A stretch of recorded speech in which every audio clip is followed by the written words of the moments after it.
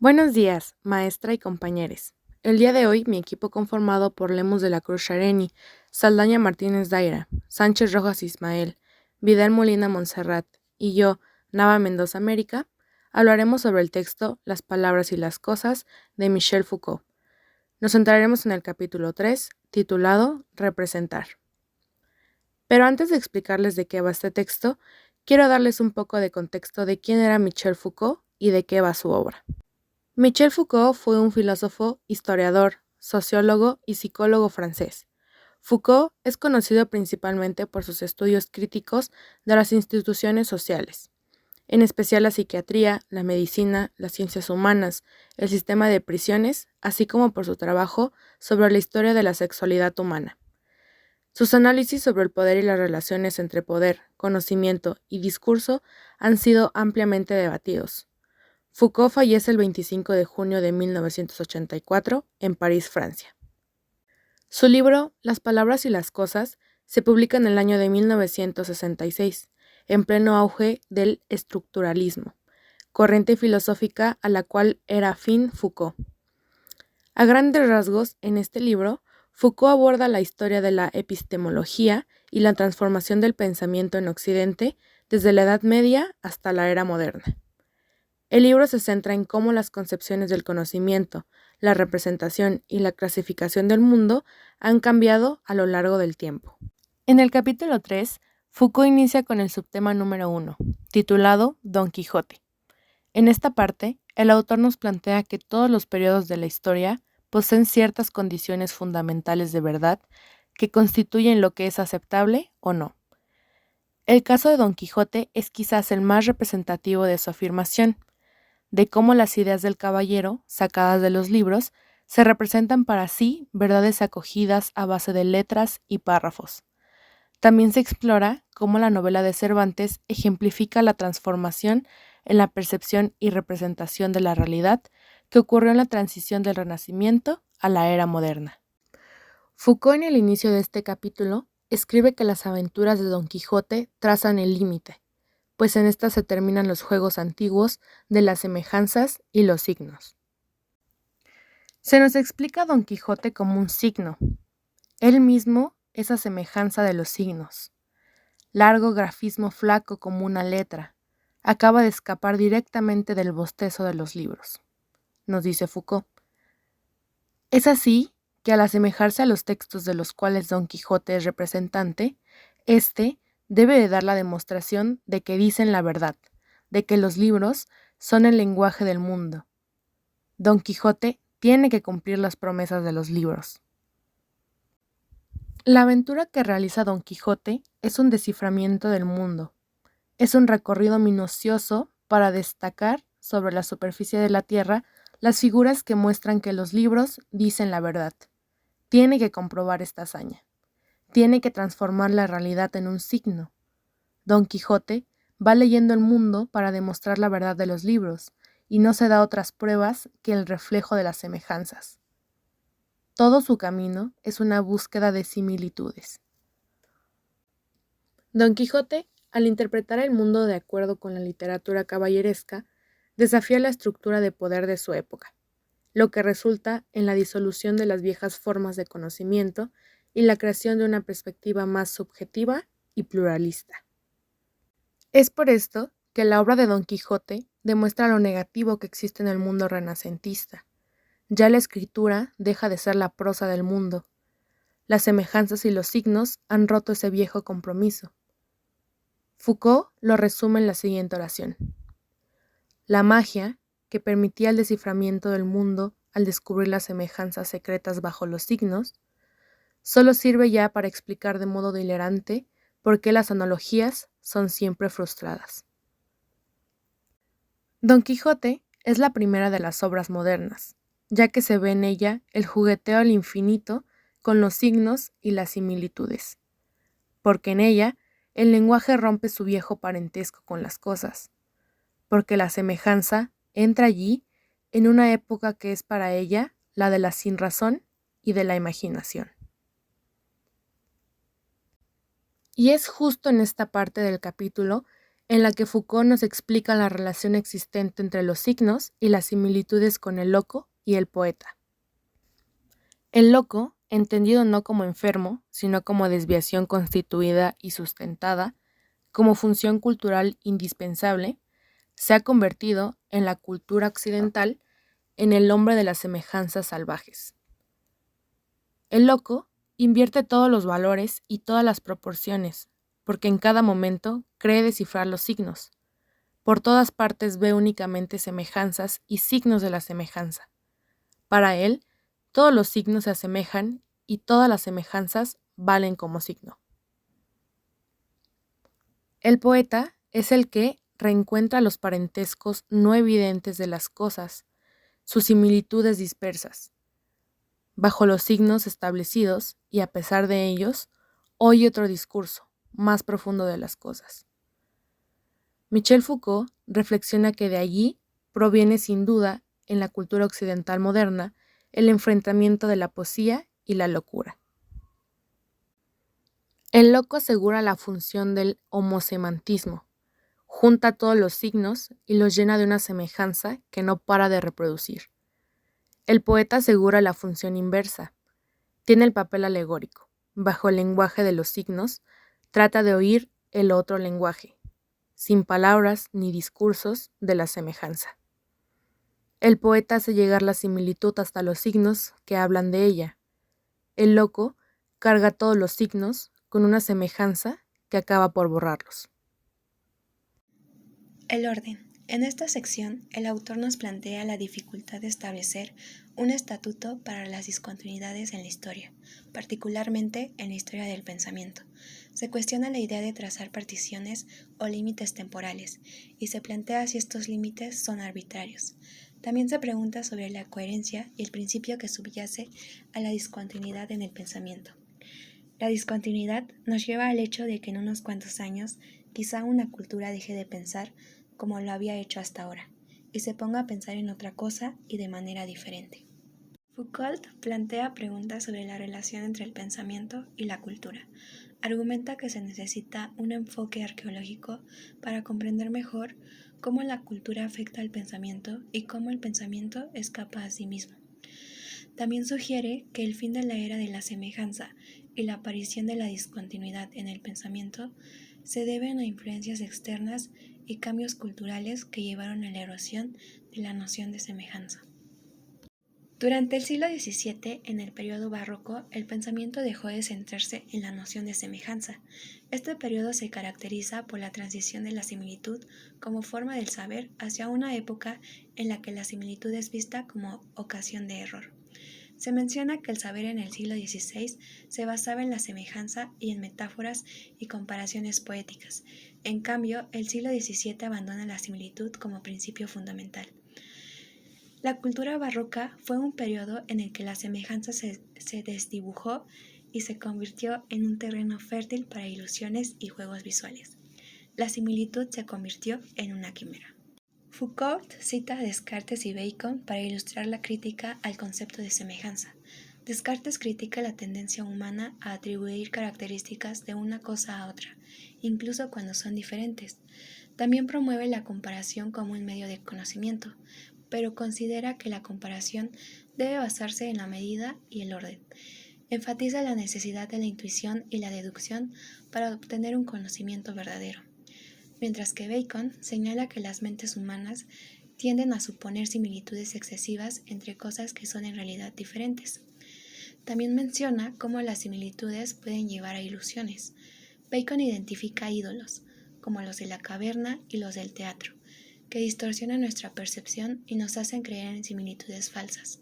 También critica las confusiones del lenguaje. Se menciona la importancia de los sistemas de signos y las clasificaciones en la nueva epistemología. La matemática, la gramática general y otras ciencias del orden se desarrollaron en este contexto. Foucault señala que este cambio en la episteme clásica también condujo a la separación de la historia y la ciencia. La historia se convirtió en erudición, mientras que la ciencia se basó en el análisis y la evidencia.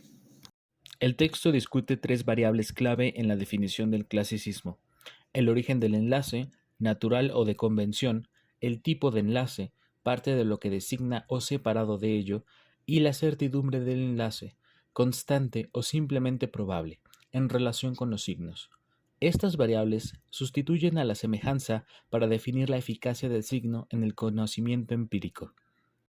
Hasta el siglo XVI se entendía que los signos podían ser dados por la naturaleza o creados por los seres humanos, reconociendo las lenguas humanas como signos de la institución. Sin embargo, los signos artificiales, aunque dependían de los signos naturales, comenzaron a ser valorados de manera inversa.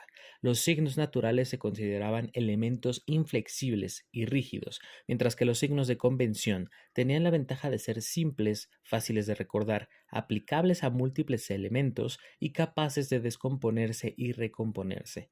Los signos de convención se convirtieron en los más funcionales y eficaces. Además, se establece que en un sistema arbitrario de signos debe permitir el análisis de las cosas en sus elementos más simples y mostrar cómo son posibles las combinaciones de estos elementos.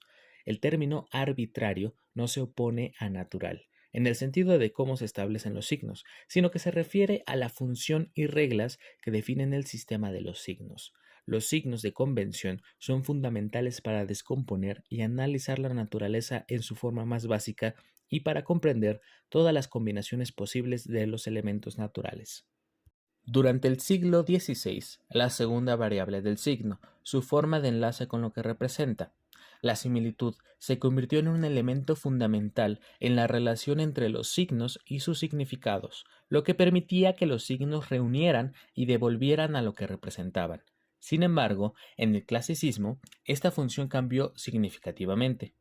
En la época clásica, los signos se caracterizan por su dispersión esencial.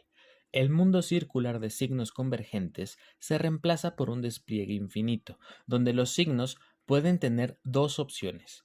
Pueden formar parte de lo que representan o estar separados de ello. Esto no es una alternativa radical, ya que para funcionar como signos deben estar insertados en lo que significan y al mismo tiempo ser distintos de ello. Esto se relaciona con la idea de que para que un elemento de percepción se convierta en signo, debe ser analizado y aislado. La constitución del signo está intrínsecamente ligada al proceso de análisis. En el siglo XVI, los signos se consideraban elementos inherentes a las cosas, y su propósito principal era permitir a los humanos descubrir los secretos y las virtudes de las mismas. Estos signos no necesitaban ser conocidos para existir, ya que su presencia se justificaba por su posible utilidad, aunque no fueran reconocidos ni interpretados por nadie. Los signos eran el lenguaje de las cosas en sí mismas. Sin embargo, en el siglo XVII, el concepto de signo cambió drásticamente. Los signos se volvieron explícitamente dependientes del conocimiento. Solo existían como signos a partir del momento en que se conocía la posibilidad de una relación de sustitución entre dos elementos previamente conocidos. El conocimiento se convirtió en el fundamento de la existencia y función de los signos. Los signos ya no eran entidades autónomas, sino que necesitaban ser reconocidos y comprendidos por el conocimiento humano para tener significado. Esta transformación implicó un cambio en la relación entre el saber y la divinatio. Anteriormente, la divinatio suponía signos que eran anteriores al conocimiento y revelaban un lenguaje previamente distribuido por Dios en el mundo.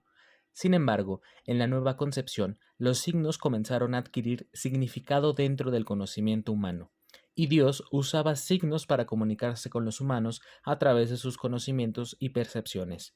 Esto marcó un cambio hacia un conocimiento más breve y recogido sobre sí mismo, donde los signos se convirtieron en representaciones de los conocimientos humanos, lo que permitió la apertura hacia la probabilidad y la relación de signo a significado. Antes de explicar qué es la mátesis y qué es la taxonomía, es importante hablar de la época clásica, que fue un espacio de empiricidad que no había existido hasta fines del Renacimiento y que estará destinado a desaparecer a finales del siglo XIX. Resulta ahora muy difícil restablecer el sistema de positividades al que pertenece nuestro saber. Es importante entender que la episteme clásica es una relación con un conocimiento del orden. Es decir, ordenaban las naturalezas simples y las naturalezas complejas. Las naturalezas simples se recurren a una mátesis cuyo método universal es el álgebra, Por otro lado, las complejas son las representaciones en general tal como se dan a la experiencia. Es necesario constituir una taxonomía y para ello instaurar un sistema de signos. La taxonomía es una continuidad de las cosas. Es la posibilidad de una ciencia de los órdenes empíricos requiere un análisis del conocimiento, como la continuidad oculta del ser puede reconstituirse a través del lazo temporal de representaciones discontinuas. Estos análisis empíricos no se oponen al proyecto de una matriz universal, han estado implícitos en los requisitos de un saber que no se da como experiencia de los mismos, sino como un establecimiento del orden. Extremos de la episteme clásica tienen pues una matriz como ciencia del orden calculable y una génesis como análisis de la constitución de los órdenes a partir de series empíricas. Por un lado, se utilizan los símbolos de las posibles operaciones sobre las identidades y las diferencias, mientras que por el otro se analizan las marcas progresivamente depositadas por la semejanza de las cosas y las vueltas de la imaginación. En este saber se trata de destinar un signo a todo lo que nuestra representación puede ofrecernos, ya sean percepciones, pensamientos, deseos, y estos signos deben de valer como caracteres, es decir, deben articular el conjunto de la representación en niveles distintos. Es importante aclarar que la taxonomía no se opone a la matriz, se aloja en ella y se distingue de ella, ya que es también una ciencia del orden, una matriz cualitativa. Sin embargo, entendida en el sentido estricto, la matriz es la ciencia de las igualdades y por ello de las atribuciones de los juicios. Es la ciencia de la verdad. La taxonomía a su vez trata de las identidades y de las diferencias. Es la ciencia de las articulaciones y de las clases. Es el saber acerca de los seres. Con relación a la matriz, la taxonomía funciona como una ontología frente a una apofántica frente a la génesis. Funciona como una semiología frente a una historia. Define la ley general de los seres y al mismo tiempo las condiciones bajo las cuales se les puede conocer. De ahí el hecho de que la teoría de los signos en la época clásica haya podido servir de base a la vez a una ciencia que pretendía ser el conocimiento de la naturaleza misma y a una filosofía de la representación que en el transcurso del tiempo fue convirtiéndose cada vez más en nominalista y cada vez más escéptica. Es posible definir la episteme clásica por un sistema articulado de una matriz, una taxonomía y un análisis genético. Es necesario reconstituir el sistema general del pensamiento, cuya red en su positividad hace posible un juego de opiniones simultáneas y aparentemente contradictorias. Es esta red la que define las condiciones de posibilidad de un debate o de un problema y es ella en la que se porta la historicidad del saber. Por último, es importante aclarar que el límite del saber será la transparencia perfecta de las representaciones a los signos que las ordenan. La imaginación de la semejanza. En primera instancia tenemos a los signos, quienes se alojan en el interior de la representación, en el intrínseco de la idea. Hume colocaba la relación de identidad entre las relaciones filosóficas, que presuponen la reflexión, en tanto que la semejanza pertenece para él a las relaciones naturales, a las que constriñen nuestro espíritu según una fuerza tranquila, pero inevitable.